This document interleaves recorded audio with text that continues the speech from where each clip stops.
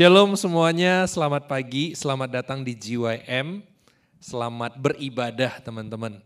Kiranya setiap kita boleh terus mengalami perjumpaan dengan Tuhan di dalam ibadah kita.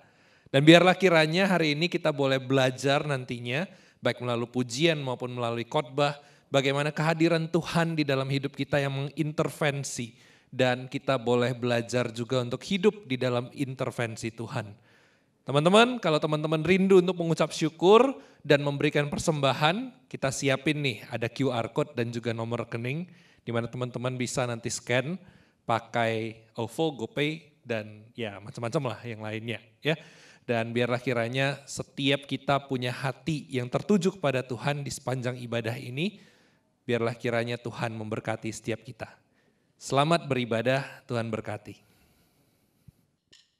Teman-teman, mari saat ini kita sama-sama bangkit berdiri, kita sama-sama memuji Tuhan, karena Dialah satu-satunya Raja kita, Raja yang perkasa.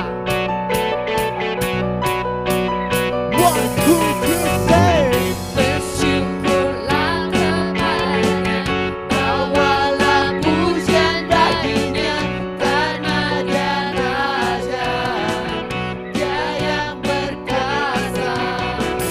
Tuhanlah kekuatanku, mazmur dan keselamatan.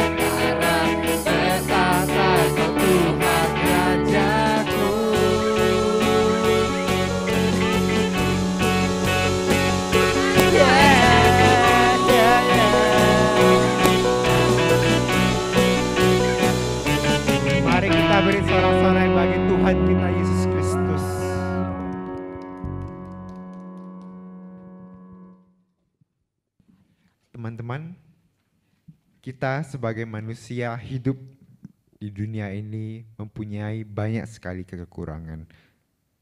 Kita adalah manusia dengan serba kekurangan. Dan kita mengetahui bahwa pada saat kita sedang melalui masa-masa yang sulit, kita memerlukan intervensi. Kita memerlukan campur tangan Tuhan pada masa sulit tersebut. Tetapi setelah kita lalui masa sulit tersebut, apakah kita masih mengandalkan Tuhan? Apakah kita melupakan Tuhan? Mari melalui lagu ini, saya ingin mengajak teman-teman untuk kembali merenungkan kehidupan teman-teman. Apakah kita hanya mengandalkan Tuhan pada masa sulit kita saja?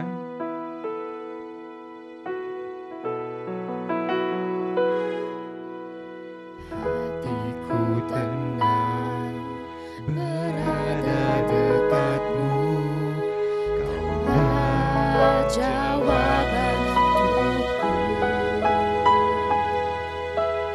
Hatiku tenang berada dekatmu, Kau yang pelihara hidupku.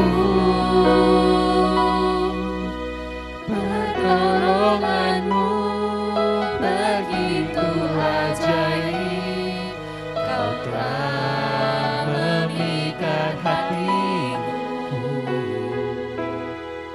Di saat aku tak sanggup lagi, di situ tanganmu bekerja.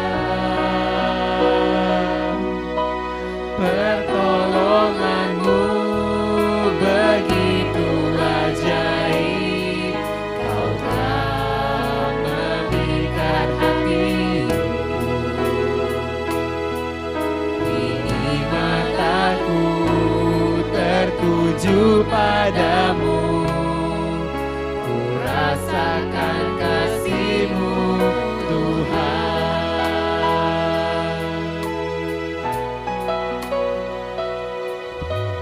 Hatiku tenang berada dekatmu, Kaulah jawaban hidupku.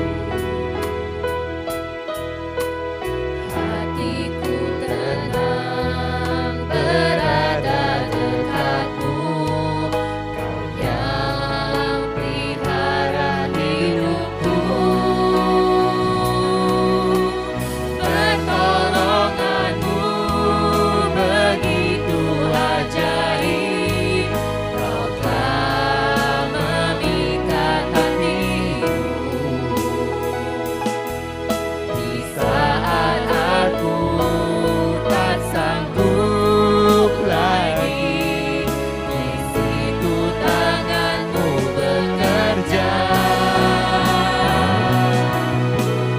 Pertolongan-Mu begitu ajaib, Kau telah memikat hatiku. Kini mataku tertuju padamu, ku rasakan kasih-Mu Tuhan.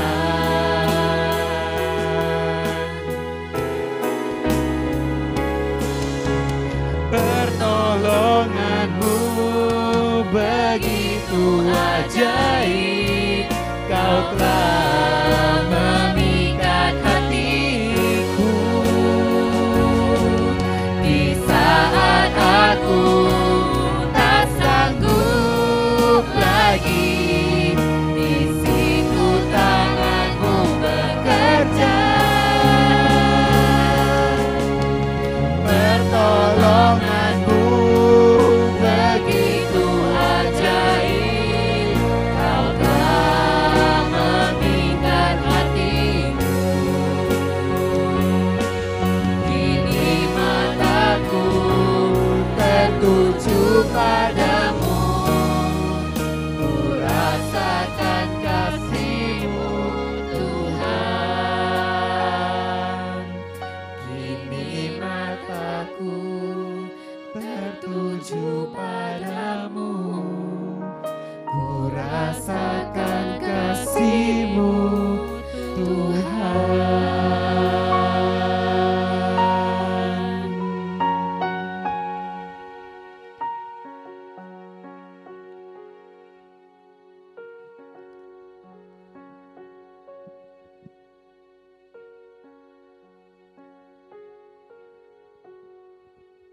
bersama-sama kita melakukan pengakuan dosa,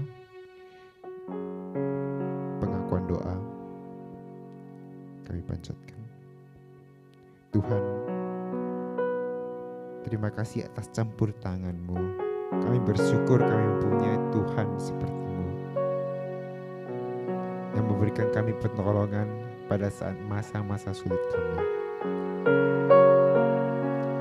Tetapi seringkali kami melupakan Tuhan setelah Tuhan menolong kami. Kami ingin mengakui dosa kami. Ajarilah kami Tuhan dan ingatkanlah selalu kami Tuhan untuk terus mengandalkan kuasa-Mu yang begitu besar itu. Kuasa-Mu yang dapat menolong kami pada setiap detik, di setiap lika-liku hidup yang akan kami jalani. Terima kasih Tuhan. Kami ingin selalu bergantung kepadamu Tuhan. Sampai kami bertemu denganmu nanti di rumahmu. Di dalam namamu kami berdoa. Amin.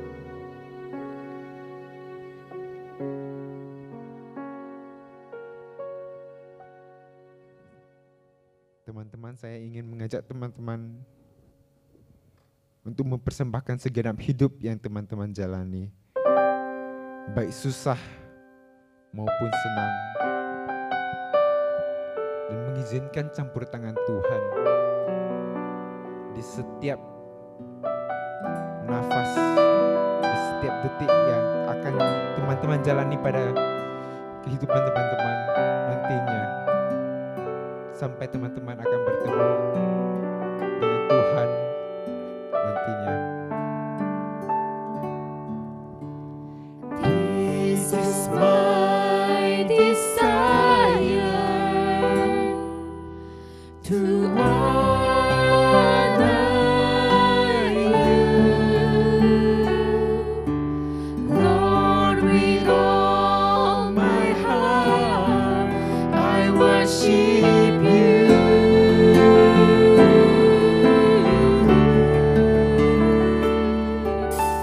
All I have within me, I give you praise. All that I adore is in you.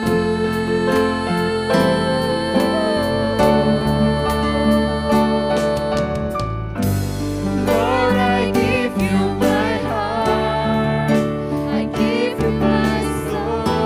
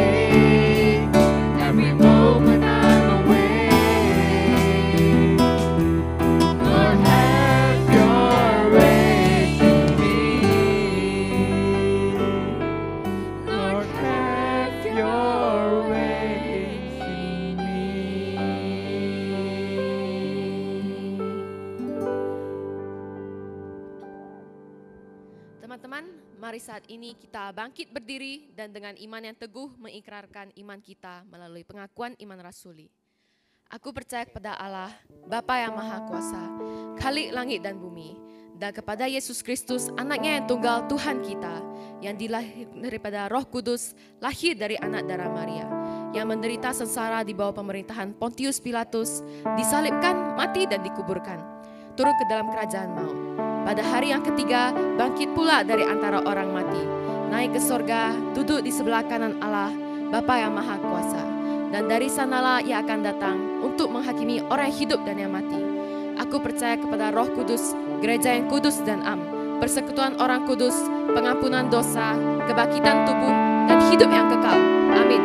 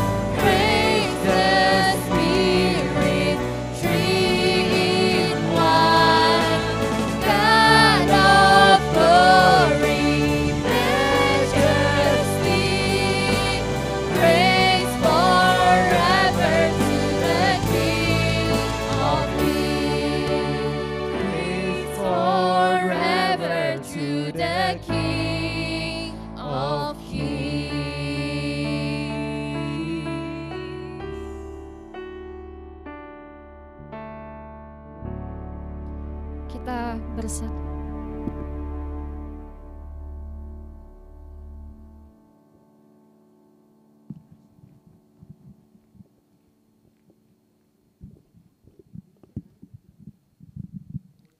Kita bersatu dalam doa.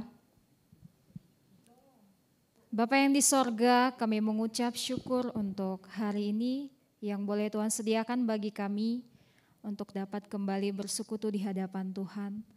Kami telah menaikkan setiap pujian penyembahan kami, dan saat ini Tuhan, kami mau menyiapkan hati kami untuk diisi oleh kebenaran firman Tuhan. Kiranya Tuhan yang terus memberikan kami hikmat supaya kami mengerti setiap apapun yang hendak Engkau sampaikan bagi kami pada hari ini. Terima kasih Tuhan Yesus, kami sambut firman-Mu dengan penuh ucapan syukur. Amin. Shalom teman-teman semua. Hari ini kita bersyukur kita boleh menikmati satu hari baru lagi yang dikaruniakan Tuhan bagi kita. Kita bersyukur karena hari ini kita akan belajar satu kebenaran firman Tuhan lagi, yaitu mengenai intervensi Allah atau campur tangan Allah dalam kehidupan kita sebagai umat ciptaannya. Di dalam perjalanan hidup kita, di dalam setiap musim kehidupan kita, kita tidak pernah tahu apa yang akan kita alami ke depan, apa yang akan terjadi di masa depan kita.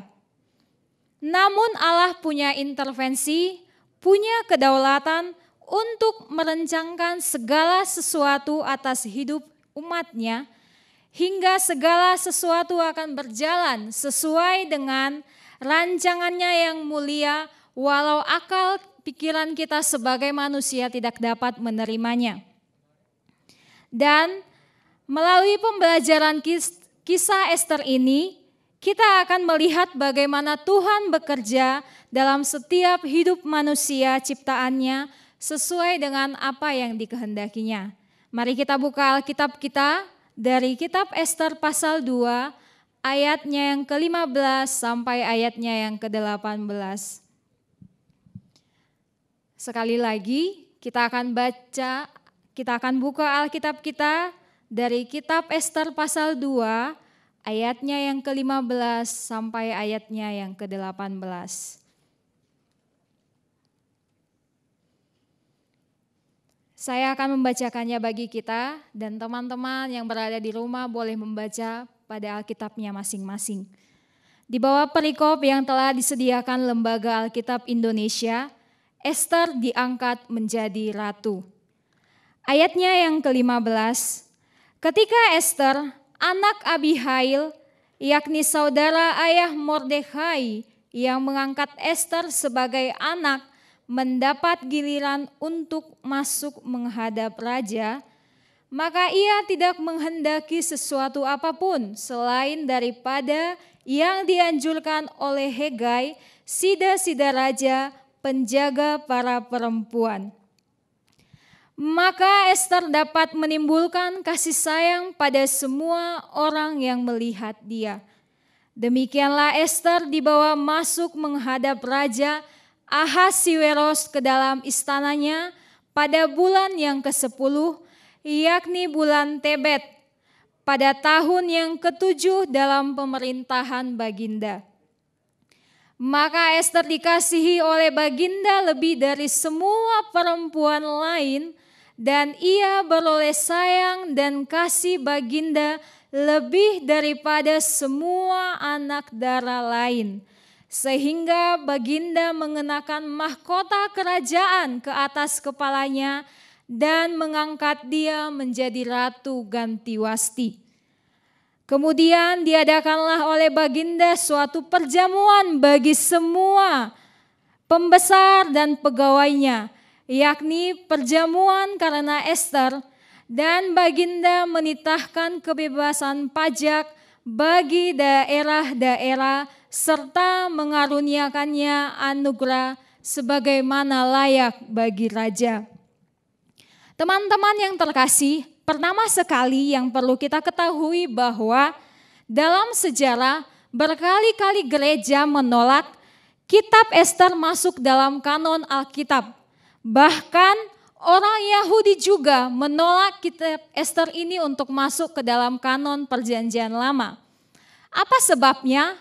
Yaitu karena di dalam kitab Ester ini tidak ada satupun nama Allah yang tercatat atau disebutkan. Bahkan di dalam kitab Ester ini juga tidak ada mukjizat yang biasanya dinyatakan Allah di dalam kitab-kitab sebelumnya untuk menyatakan dirinya. Namun demikian teman-teman, bukan karena nama Allah tidak disebutkan, bukan karena nama Allah tidak tercatat dalam kitab Ester ini, maka intervensi Allah tidak ada. Perlu kita ketahui lagi bahwa Allah kita adalah Allah Immanuel, Allah yang menyertai kita. Meskipun di dalam kitab ini tidak tertulis nama Allah sekalipun, namun Allah adalah Allah yang berdaulat, yang akan menyatakan intervensinya melalui setiap apapun yang dikehendakinya.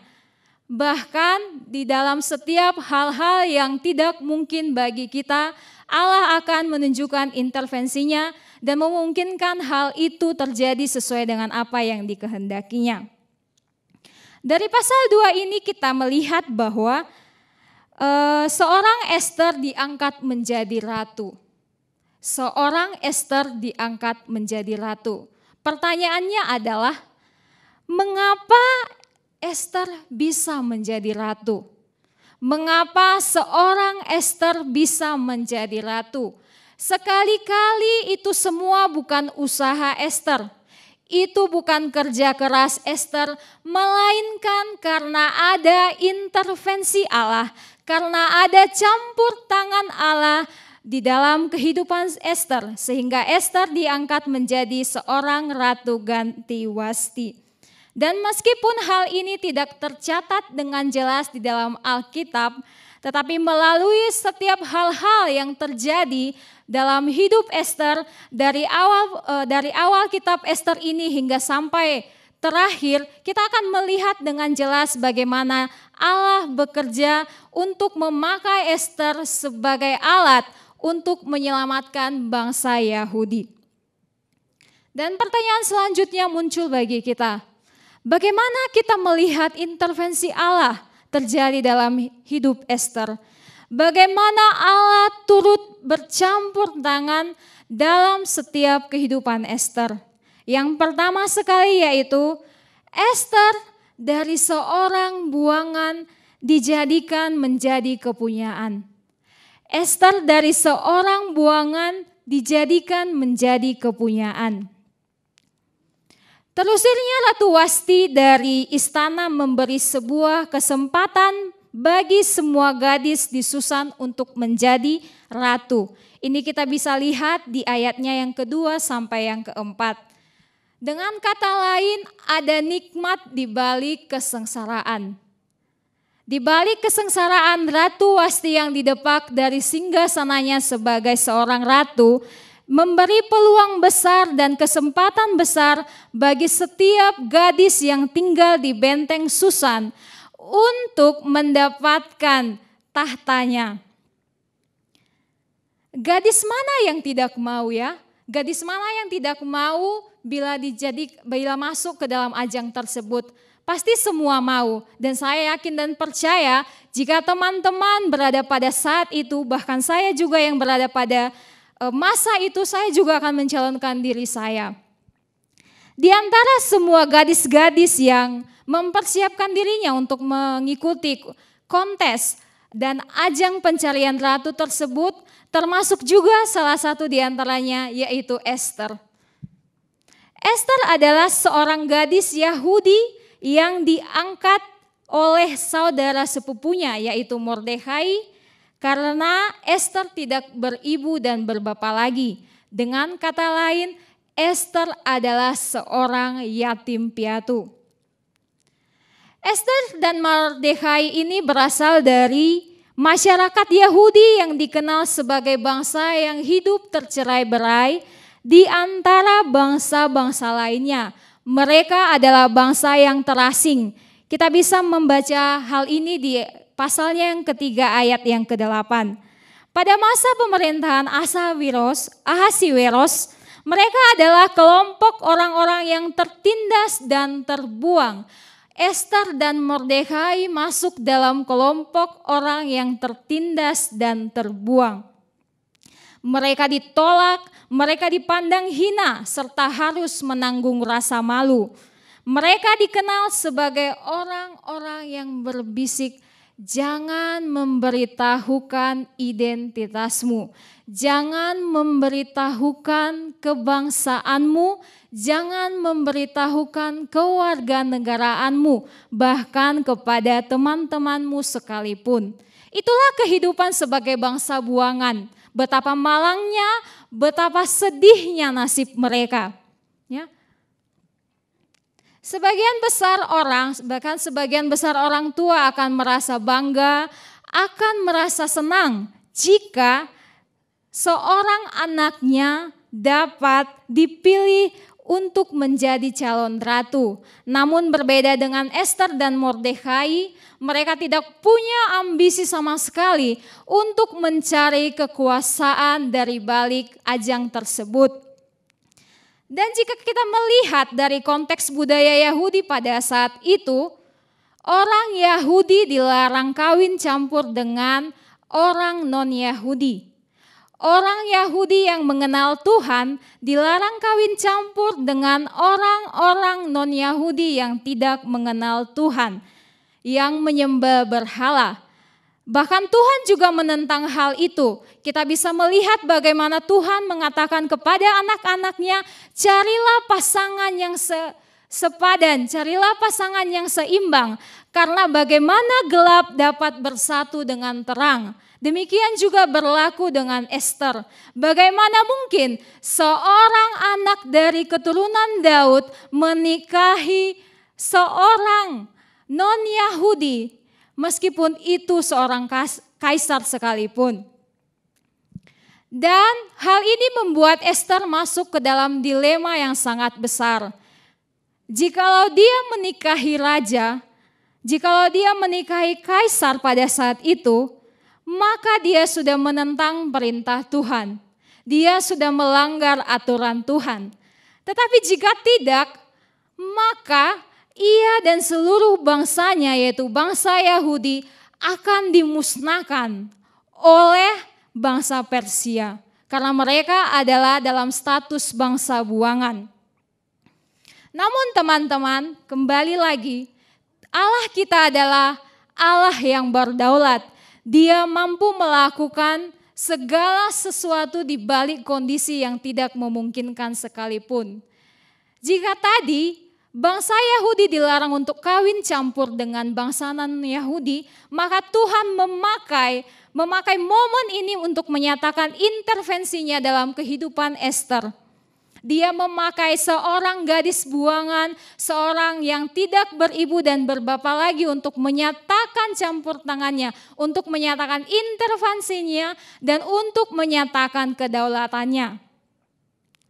Dan kemudian Ester diangkat menjadi ratu, dan ini Tuhan pakai untuk dan Ester Tuhan pakai untuk menyelamatkan bangsa Yahudi pada saat itu. Kehidupan kita juga tidak jauh berbeda dengan Ester. Mungkin bagi kita yang saat ini merasa kita tidak ada apa-apanya, kita yang terbuang dalam kondisi yang terpuruk sekalipun, kita tidak punya harapan. Tetapi kembali lagi kita harus mengingat bahwa Allah kita Allah yang berdaulat, Allah yang berintervensi di dalam keadaan yang tidak masuk akal sekalipun. Lalu yang kedua, bagaimana cara Allah menunjukkan, menyatakan intervensinya dalam kehidupan Ester, yaitu dari yang tersisih menjadi terkasih. Seorang Ester yang dari tersisih menjadi dikasihi. Seorang sejarawan Yahudi bernama Josephus menyatakan bahwa ada 400 wanita yang mengikuti kontes pencarian ratu tersebut, bersaing dan berpacu di atas panggung. 400 wanita cantik tersebut memiliki waktu setahun untuk memperlengkapi dirinya, untuk memperlengkapi masing-masing pribadinya dengan berbagai-bagai pengetahuan dan perawatan kecantikan. Ada sekitar 1 tahun. Selama 6 bulan mereka harus memakai wangi-wangian dan selama 6 bulan kemudian mereka juga harus memakai wangi-wangian yang lain. Suatu persiapan yang sangat panjang ya, karena ini dipersembahkan untuk seorang ratu yang menduduki 120 daerah pada saat itu. Dan mereka melakukan segala usaha terbaik mereka. Dan di balik semua itu ada juga Ester, seorang kaum minoritas yang datang ke Persia untuk menjadi tawanan. Di balik persaingan yang penuh dengan iri hati dan kecemburuan, di balik persaingan yang sengit, yang saling menjatuhkan dan memegahkan diri, Ester malah hidup dengan sederhana dan tersembunyi. Esther mungkin melakukan perawatan, Esther juga mempersiapkan dirinya seperti yang lainnya, tapi tidak seperti yang lainnya, tidak seperti perawatan-perawatan yang lainnya. Dia mungkin hanya mempersiapkan dirinya seadanya, dia hanya mempersiapkan dirinya semampu dia saja. Tetapi kecantikan, keelokan, dan kejelitaannya menarik perhatian seseorang, yaitu Hegai. Hegai adalah seorang sida-sida yang mengawasi perempuan yang hidup di benteng Susan pada saat itu. Dengan kesederhanaannya, dia mampu membuat setiap orang yang melihat dia mengasihi dia. Ya, kehidupannya yang sederhana menarik perhatian setiap orang. Bahkan ketika dia dibawa untuk menghadap seorang raja, ketika seorang perempuan dibawa menghadap seorang raja untuk melihat apakah dia terpilih atau tidak, maka perempuan-perempuan tersebut memiliki kesempatan untuk menyatakan permintaannya kepada raja. Demikian juga Esther ketika dibawa menghadap raja, ini adalah sebuah kesempatan bagi Esther untuk meminta apapun yang bisa menguntungkan pribadinya, untuk meminta apapun yang bisa menguntungkan bangsanya pada saat itu. Tetapi apa yang terjadi? Ternyata Esther tidak mencari kesempatan dalam kesempitan. Ketika dia dibawa menghadap raja, dan ketika raja bertanya apa yang hendak dimintanya, Ester hanya menjawab, dia hanya meminta sesuai dengan apa yang disarankan oleh Hegai padanya. Dia tidak meminta suatu apapun, bahkan tidak memanfaatkan kesempatan tersebut untuk kepentingan pribadinya.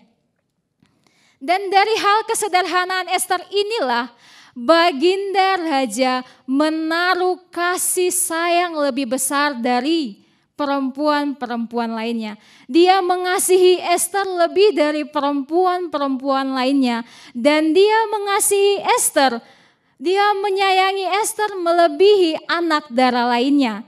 Kita bisa melihat ini di dalam kitab, di dalam ayatnya yang ke-17, bahkan Ester diangkat dan dianugerahkan mahkota ratu oleh raja langsung. Betapa beruntungnya menjadi Ester ya. Dan dari sini kita dapat menarik suatu hal, yaitu bahwa bukan apa yang kita lakukan, bukan persiapan yang kita lakukan, tetapi kembali lagi ke sikap alami hati kita, bagaimana kita mampu taat dan tunduk terhadap apa yang Tuhan mau dan apa yang Tuhan kerjakan bagi kehidupan kita sebagai umat ciptaannya. Intervensi Allah dalam kehidupan Ester sangat jelas. Ester yang seorang buangan namun berubah menjadi seorang yang terpandang. Ester yang dahulu seorang yatim piatu, yang kekurangan kasih dari orang tuanya, sekarang dikasihi oleh seluruh bangsa di bawah pemerintahannya Raja Ahasiweros, yaitu 120 daerah. Jadi Ester yang dulu seorang buangan, sekarang menjadi milik kepunyaan bangsa yang besar. Ester yang dahulu tidak dikasihi, Ester yang dahulu tersisih, Ester yang dahulu menyembunyikan dirinya di dalam benteng Susan, sekarang menjadi milik kesayangannya raja. Teman-teman semua, kita juga adalah orang-orang buangan. Kenapa saya bilang begitu? Kenapa saya bilang kita adalah orang-orang buangan? Karena kita adalah orang-orang berdosa yang tidak memiliki harga. Kita adalah pendosa-pendosa yang tidak ada harganya dibanding dengan Allah kita yang kudus. Tetapi karena darah Kristus, kita disucikan, kita dilayakkan, dan kita dijadikan berharga. Saat dunia membuang kita, ada Tuhan yang senantiasa membuka tangannya lebar-lebar untuk menjadikan kita milik kepunyaannya. Saat dunia menolak untuk mengasihi kita, ada Yesus yang sejak dahulu kala mengasihi kita. Dan bukti kasih agung itu nyata di atas kayu salib. Dan bukti kasih agung itu nyata melalui pengorbanan Yesus di atas kayu salib untuk kita semua. Mungkin kehidupan kita saat ini sedang berada dalam titik terendah. Kita tidak tahu apa yang Tuhan mau kerjakan dalam hidup kita. Kita merasa terbuang, kita bahkan merasa terhina, sama seperti Ester yang berada dalam pembuangan. Tetapi teman-teman, hal itu tidak menutup kemungkinan untuk Tuhan melakukan intervensinya dalam kehidupan kita. Ingat seperti Ester tadi yang diangkut dari bangsa buangan dijadikan seorang yang terpandang, yaitu menjadi seorang ratu. Seorang Ester yang tersisih dan tidak merasakan kasih sayang orang tuanya, diangkat menjadi milik kesayangan raja. Demikian juga kita saat ini. Mungkin kita tidak melihat intervensi Allah saat ini. Mungkin kita tidak melihat mukjizat Tuhan langsung saat ini. Mungkin kita merasa, Tuhan di mana di masa-masa pandemi seperti ini. Kita terjangkit virus, kita terpapar virus, bahkan menjadi penyalur virus-virus lainnya. Dan kita tidak melihat Tuhan ada bersama-sama dengan kita. Tapi yang harus kita sadari bahwa Tuhan memakai segala cara untuk menjaga kita melalui protokol kesehatan yang telah dicanangkan oleh pemerintah setahun yang lalu. Itu adalah cara Tuhan untuk menunjukkan Dia bersama-sama dengan kita. Pakai masker, cuci tangan, jaga jarak, itu adalah salah satu cara Tuhan supaya kita mengingat untuk menjaga pribadi kita lepas pribadi. Dan itu adalah cara Tuhan yang tidak langsung. Itu adalah campur tangan Tuhan yang tidak langsung bagi setiap kita. Dan jikalau kita hari ini masih merasakan, masih memiliki tubuh yang sehat, bisa bersama dengan teman-teman kita terkasih, keluarga kita yang terkasih, itu adalah satu wujud kedaulatan Allah dalam hidup kita. Itu adalah satu bentuk intervensi Allah bagi kita semua. Dan apa yang kita lakukan? Kita sering sekali melupakan Tuhan, kita sering sekali mengandalkan kekuatan kita, kita sering sekali meninggalkan Tuhan dan Tuhan tidak pernah meninggalkan kita. Terbukti dari setiap apapun yang kita alami bahkan di dalam titik terendah kehidupan kita sekalipun, Tuhan ada bersama-sama dengan kita. Oleh karena itu teman-teman kekasih, hari ini kembali kita diteguhkan bahwa bukan tentang siapa kita, bukan tentang bagaimana latar belakang kehidupan kita di masa lalu. Tetapi ketika Tuhan berdaulat, ketika Tuhan ingin berintervensi, ingin campur tangan dalam kehidupan kita, maka segala sesuatu yang tidak masuk akal Tuhan pakai untuk menyatakan rencananya. Kembali lagi, sama seperti Ester yang dibuang, sama seperti Ester yang bersembunyi, sama seperti Ester yang tersisih dan tidak merasakan kasih sayang orang tua, dipakai Tuhan, diangkat Tuhan menjadi berharga dan dikasihi oleh banyak orang.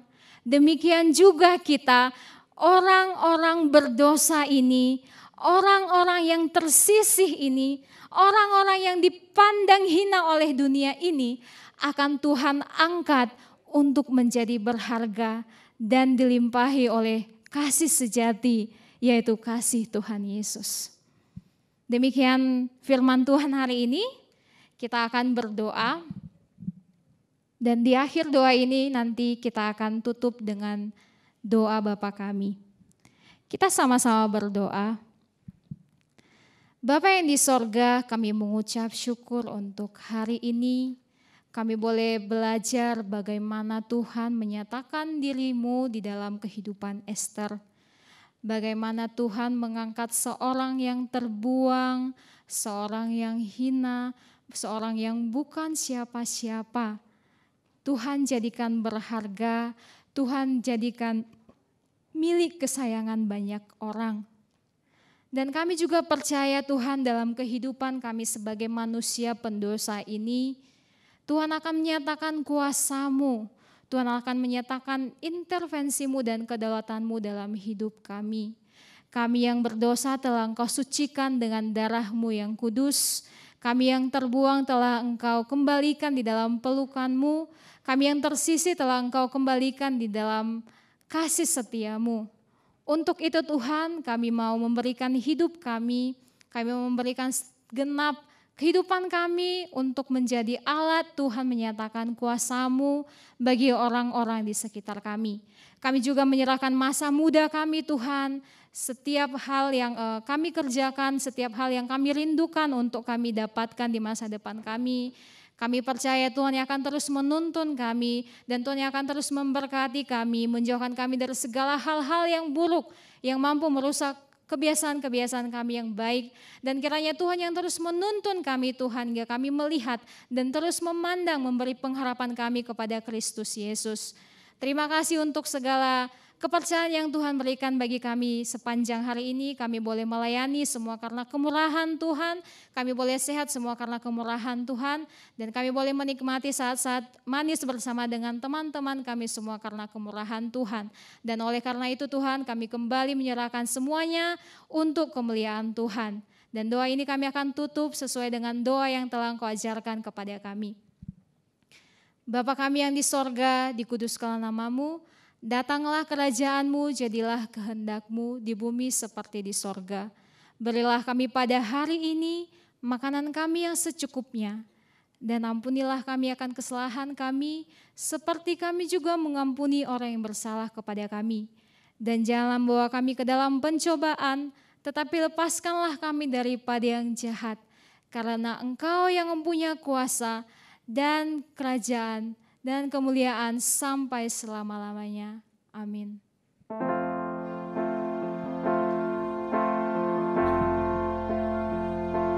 Praise God from whom all blessings flow.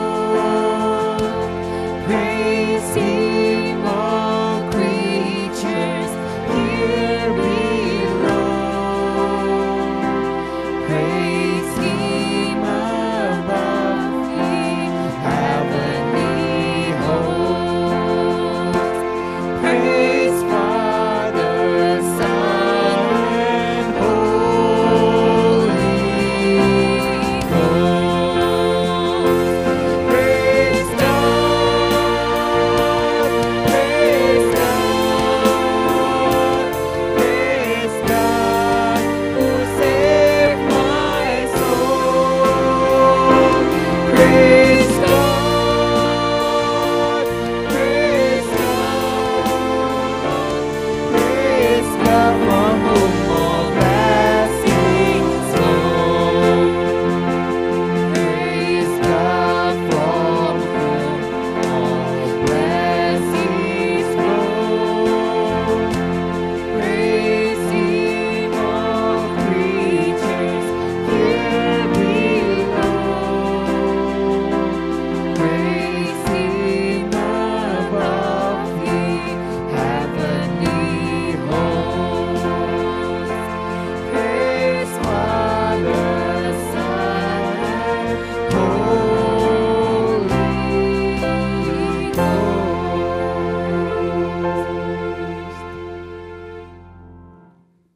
Sekali lagi kita berdoa ya. Tuhan, kami bersyukur kepadamu untuk penyertaan dan pimpinan bahkan intervensimu di dalam kehidupan kami, termasuk di dalam ibadah kami hari ini. Dan kami rindu Tuhan boleh terus mengalami intervensi daripada Tuhan di kehidupan kami. Sehingga kami boleh mengalami berkat-berkat Tuhan yang terus tercurah. Karena itu biarlah kiranya kasih sayang dari Allah Bapa, anugerah dari Tuhan Yesus Kristus dan juga penyertaan dari Allah Roh Kudus boleh terus kami rasakan dan kami nikmati, boleh terus memberkati kehidupan kami dari sekarang sampai selama-lamanya. Haleluya, amin. Shalom sekali lagi buat teman-teman, terima kasih udah ikut ibadah kita hari ini dan saya yakin teman-teman sekalian mengalami berkat daripada Tuhan, mendapatkan berkat daripada Tuhan, di mana intervensi Allah itu nyata dan selalu ada. Kalau Tuhan berintervensi terhadap kehidupan Esther dan juga bangsa Israel pada waktu itu, tentu saja Allah yang sama juga intervensi di dalam kehidupan kita, intervensi untuk menebus kita dari dosa-dosa kita, dan intervensi untuk terus menaungi kita, menyertai kita di sepanjang kehidupan kita, bahkan di masa-masa pandemi ini. Itu biarlah kita boleh terus mengalami intervensi Allah, dan kita boleh mengucap syukur atas penyertaan dan pimpinan Tuhan di dalam kehidupan kita. Salah satu cara yang kami sediain buat teman-teman boleh mengucap syukur adalah QR Code untuk persembahan. Jadi teman-teman boleh menggunakan kesempatan untuk memberikan persembahan, ya, di mana persembahan ini tentu saja adalah untuk pekerjaan Tuhan yang kita kembangkan melalui GYM. Biarlah kiranya teman-teman boleh scan ataupun transfer. Teman-teman gunakan kesempatan ini dan teman-teman juga bersyukur untuk setiap hal yang Tuhan sudah berikan. Terima kasih, sampai ketemu lagi di GYM minggu depan. Tuhan Yesus memberkati. GYM, go, go, go, glory to God.